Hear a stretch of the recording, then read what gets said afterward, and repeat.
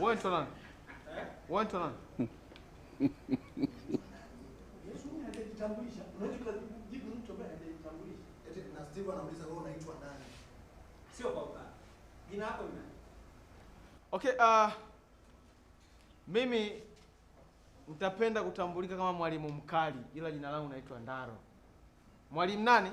Mwalimu mkali.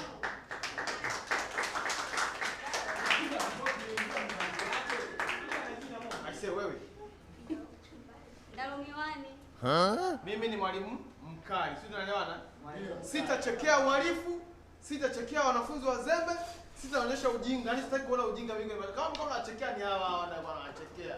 Mwalimu taratibu. Mimi acha niwaambie ukweli. Mimi kuficha siwezaki kabisa.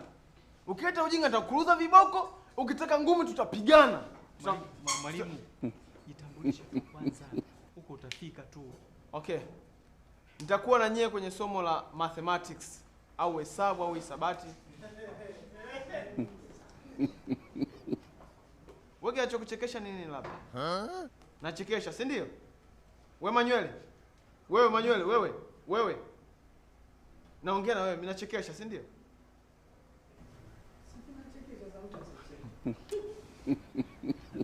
Labda ungewajua tu majina ya wanafunzi. Ndio unafikiri liweko kwa ajili ya nani? Kula nyama. Ni watu wazima hao. Ni watu wazima hao. Jamani, samani. Huo utu uzima wenu jamani, uko nje. Ukishafika basi mheshimu mtu. Mtu amesoma amekuja hapa. Hasa kama mlikuwa kama stahili kuheshimiwa. Si mngesoma wenyewe mkafika hapa nilipo. Si mngesoma mkawa kama mimi.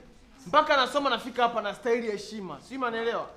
Mimi toka mwanzo naangalia, mwisho wa siku mimi nitakuja kulala na mtoto wa mtu mbele hapa.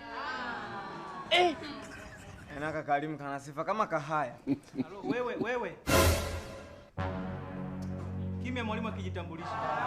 Jamani tusikilizane sasa. Watu tuwe serious. Sasa unavyoanza kumdharau mwalimu na maana kama yani unamuona kama hafai sasa. Watu tumetoka nyumbani ili tujipatie elimu, afu nyewe mnakuwa hamko serious na elimu. Watu tumetoka nyumbani tunajua kilichotuleta hapa. Asiye kujua anaweza kusema mtu si huyu hapa. Ushauri kibao hata top 10 hujawahi kushika. Tumefuata elimu. Maisha yangu twanga huko. Soma kwa kawaida ndugu yangu.